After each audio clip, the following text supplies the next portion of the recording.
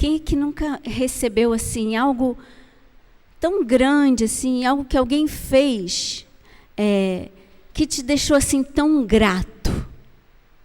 Ou então algo que você fez para alguém que deixou essa pessoa assim tão grata? É muito gostoso esse sentimento de receber a gratidão e de sentir a gratidão, né? Eu tenho uma amiga que, assim, ela cresceu num lar bem humilde. O pai deixou a mãe, e a mãe ficou com 3 filhos pequenos, ela mais 2 irmãos, e eles cresceram nessa dificuldade. E um dia, ela estava em casa sozinha, a mãe saiu trabalhar, a mãe era costureira, e saiu para trabalhar, os 2 irmãos na escola, ela sozinha em casa, não tinham o que comer, só tinha uma salsicha e um ovo.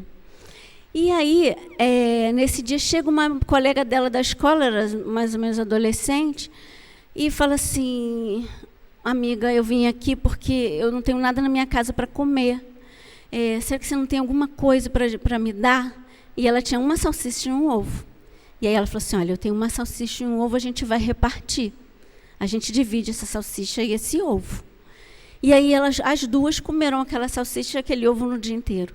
E o tempo passou, essa minha amiga hoje é bem-sucedida e tal.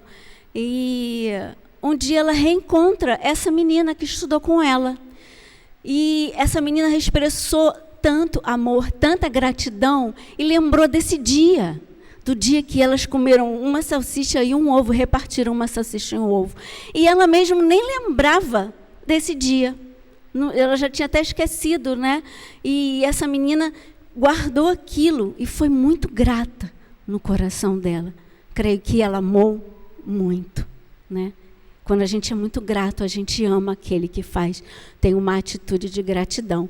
Isso que, assim, gostaria que a gente refletir um pouco hoje. Só que primeiro a gente vai passar por um estágio de arrependimento e perdão, para chegar lá na gratidão, né? E para a gente conversar um pouco sobre isso e refletir à luz da Bíblia, o que a Bíblia fala sobre isso?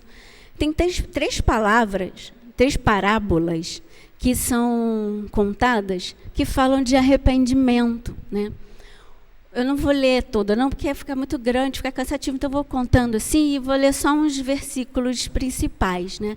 A primeira fala da ovelha perdida, né? Jesus estava num ambiente assim, com pessoas que a sociedade os julgava pecadores, né? Que os julgava à margem. E aí os crentes da época falavam assim: ele lá, está sentado com aqueles lá que são pecadores, né? Então, os crentes da época estavam julgando Jesus por ele estar sentado com aqueles que, pela sociedade, pelos valores daquela sociedade, eram julgados como excluídos e pecadores, né? E aí ele conta essas 3 parábolas. Aí ele começa contando a parábola da ovelha perdida. Aí ele fala assim: qual é o Senhor que tem 100 ovelhas? E aí perde uma some, ele não deixa aquelas 100 lá guardadinha, cuidadinha, e vai catar a que está perdida, procurar, né? Se eu tivesse 3 cachorros, eu perdesse um, eu ia rodar o recreio todo para catar aquele que se perdeu, e quando eu achasse, ia cuidar, né? Assim, esse Senhor, a parábola, ele fala isso. Ele acha aquela ovelhinha toda machucadinha, ele vai, trata, bota ela no colo e traz de volta. E aí Jesus fala assim no verso 7, né? Isso está no capítulo 15 de Lucas. Aí no verso 7 ele fala: eu digo que da mesma forma haverá mais alegria no céu por um pecador que se arrepende do que por 99 justos que não precisam arrepender-se, né? Justo é aquele que se acha. Então há mais festa quando tem arrependimento, ou daquele que se acha perfeito.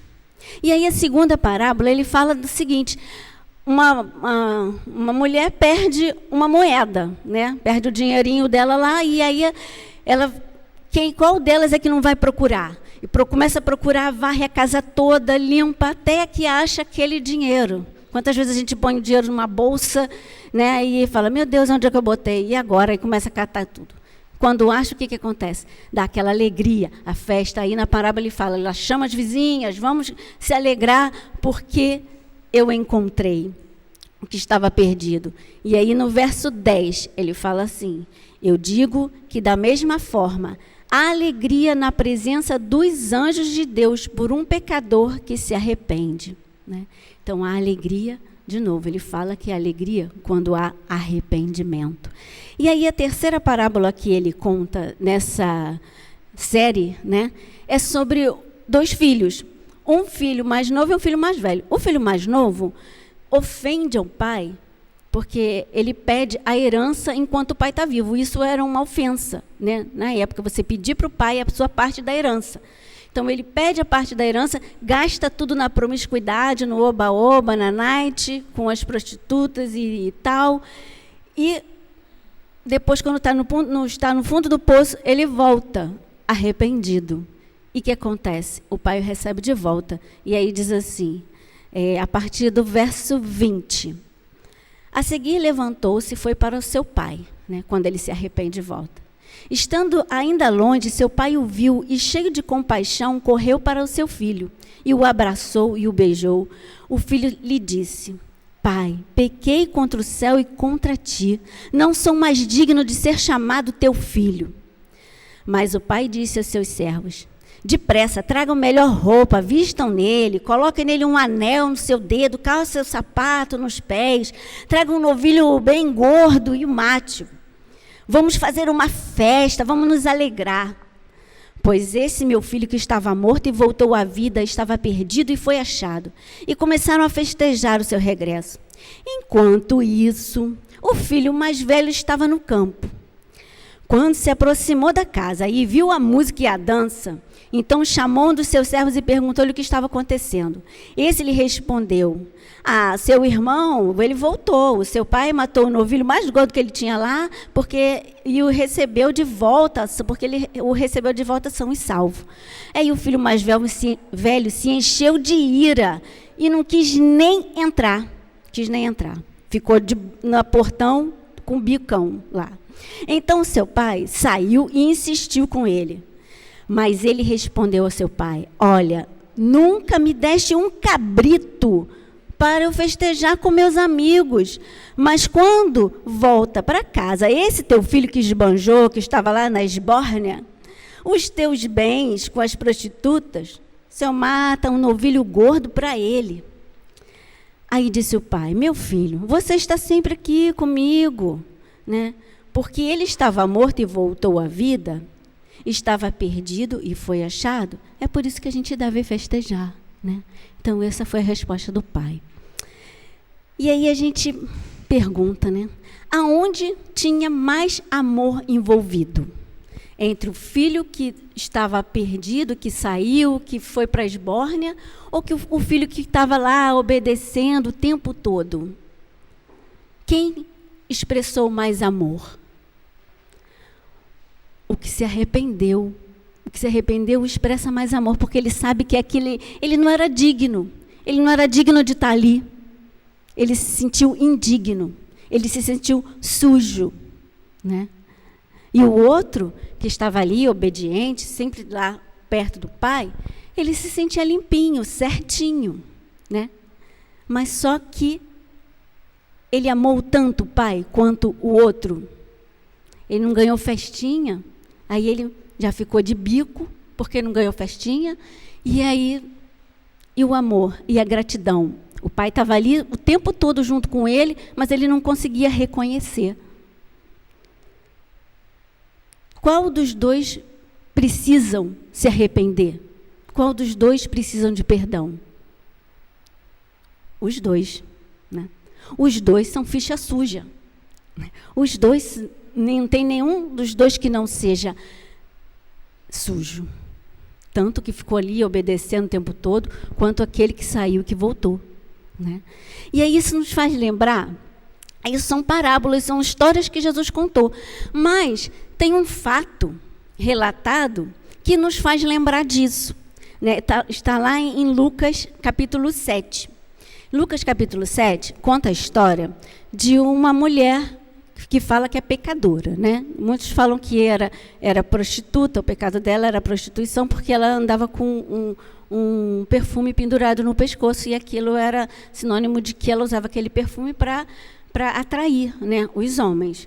Então, só que a Bíblia fala, uma mulher pecadora entra num jantar onde Jesus estava, que foi dado por um crente lá da época, que era um fariseu, né? E aí, essa mulher chega e se dobra aos pés de Jesus e chora. Ela se arrepende da vida que ela leva. Quando ela tem esse encontro com Jesus, ela chora. E ela vê que ela é suja e que ela precisa ser limpa. E aí ela derrama aquele perfume na cabeça de Jesus e lava e chora e enxuga os pés de Jesus, porque ela reconhece a sua sujeira. Ela reconhece que é suja. Mas o crente, que era o Simão, que estava proporcionando lá a festa, ele se achava limpinho também, né? Igual o filho mais velho. Eu sou limpo, faço tudo, sigo as regras. E Jesus ali, ele não está entendendo o que está acontecendo ali. Ele está deixando essa mulher suja tocar nele. Mas ele, quando Jesus chegou, ele tratou Jesus com descaso.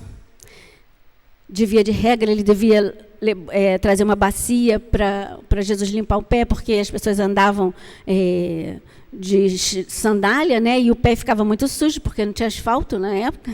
Então, era de praxe dar uma bacia para quando a pessoa chegasse para limpar os pés, lavar os pés e tal. E ele não fez nada disso para Jesus. Chega aí, vai, senta aí. Né? Tratou com descaso. Quem amou mais? Aquela mulher ou o Simão, o crente? Quem amou? Onde tinha mais amor envolvido? E aí, Jesus fala o seguinte no verso 47 do capítulo 7. Portanto, eu digo, os muitos pecados dela lhe foram perdoados, pois ela amou muito. Mas aquele a quem pouco foi perdoado, pouco ama. Tem outra versão que diz assim, eu lhe digo, os pecados dela, que são muitos, foram perdoados. E por isso ela demonstrou muito amor por mim. Mas a pessoa a quem pouco foi perdoado, demonstra pouco amor. E eu escutava isso, eu não conseguia entender direito. Falei, gente, mas assim... Poxa, eu nasci num lar evangélico, né? Nunca fui para a esbórnia, nunca me prostituí, nunca matei ninguém, não roubo, tenho meu emprego certinho, faço nada, né? Será que eu não vou ter direito à festinha, não? Não vai ter festinha para mim, porque, né? Então, como é isso? Eu vou amar pouco? Só tem direito à festinha aquele que vai e que volta, aquele que faz segundo as nossas costumes e os nossos valores algo muito ruim? Será que é assim que funciona? Não, não é assim que funciona. A gente tem uma cabeça que pensa muito de acordo com uma ficha criminal, né? A gente pensa logo em lista de delitos. Ah, eu fiz isso, eu fiz aquilo. Minha irmã, quando era criança, ela estudava num colégio de padre, tinha um dia que tinha que se confessar. Ela falava, não fiz nada, vou inventar mentira. Aí falava que assim, eu xinguei meu vizinho, inventava coisa, porque não tinha feito nada, não está lembrando, né? Então, e tinha que pedir perdão. Vou pedir perdão de quê, gente? Né? E a gente fica assim, vou me arrepender.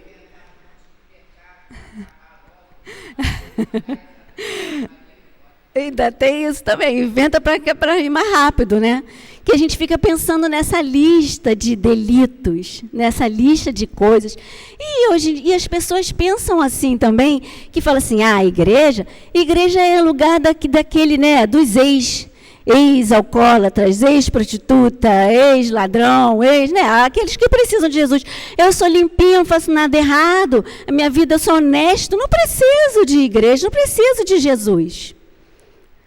As cabeças pensam conforme essa lista de delitos. Mas sabe o que Paulo fala? Paulo fala assim, miserável homem que sou, quem me libertará desse corpinho. Isso está lá em Romanos 7, 24. Ele entende que todos nós somos pecadores. Todos nós somos sujos. O crente Simão era tão sujo quanto aquela mulher pecadora. O irmão mais velho, que estava lá seguindo as regras, era tão sujo quanto aquele irmão que foi para a esbórnia e voltou. O apóstolo Paulo está dizendo isso.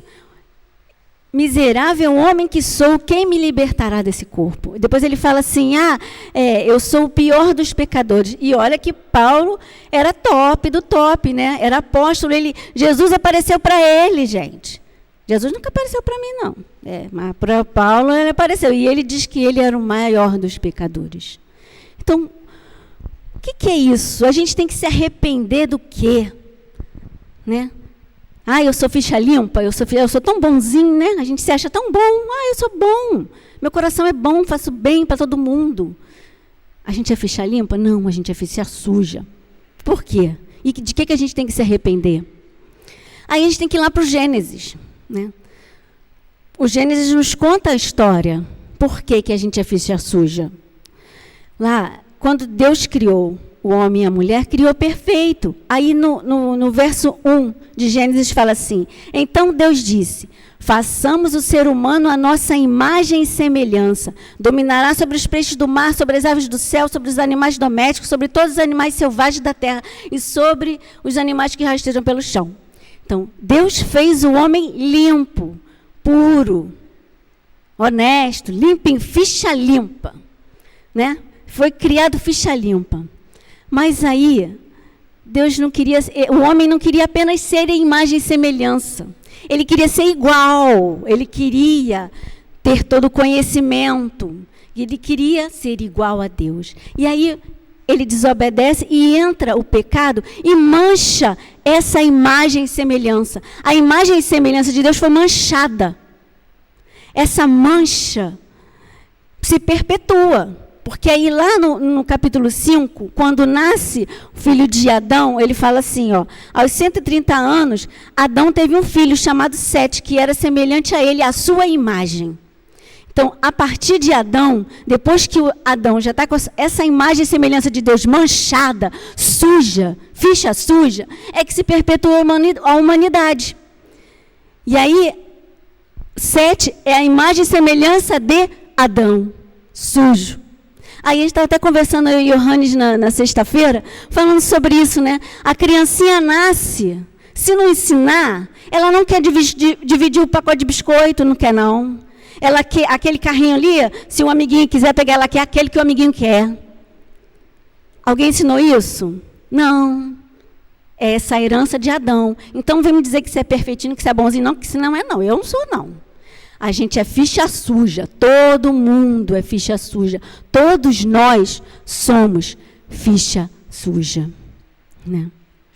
E a gente tem a tendência de se julgar que está limpo, olhando para o outro. Né? Como fez aquele crente Simão, né? O crente Simão se achava limpo, se medindo pela prostituta. O filho mais velho se achava limpo, se medindo pelo filho mais novo. Então, quando a gente olha para os outros e acha que ele é pior do que eu, então eu acho assim, eu sou melhor.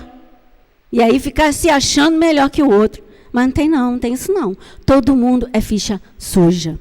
E aqui, ama mais quem enxerga que é mais sujo. Consegue amar mais a Deus, consegue orar, clamando, falando, Senhor, eu te amo. Quem se enxerga sujo, quem vê que precisa desse arrependimento. Senão vai falar assim, Jesus morreu na cruz. Puxa, coitado, né? Lá está sangrando. Coitado, né? Aí olha assim, como o que Jesus fez, puxa, sofreu. Coitado. Mas aquele que vê que precisa se regenerar, porque a Bíblia fala que essa sujeira, essa mancha, ela é limpa através de Jesus Cristo. pelo sangue que Jesus derramou. Então, quando a gente sabe, puxa, miserável alma que sou, nossa, quantos pecados eu tenho, quanta coisa ruim eu preciso me arrepender, quanto sentimento, né? Todos nós somos egoístas. Todos nós temos sentimentos ruins. Um momento.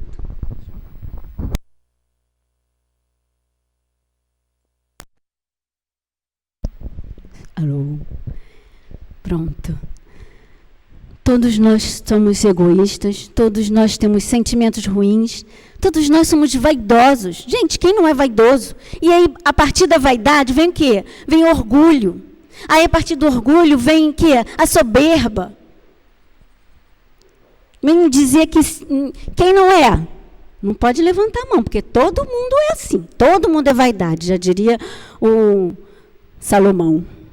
Todo mundo é vaidade. Todo mundo tem orgulho. Uns mais, outros menos, mas todo mundo tem. Todo mundo passa por isso. Então, todo mundo precisa de muito, muito perdão.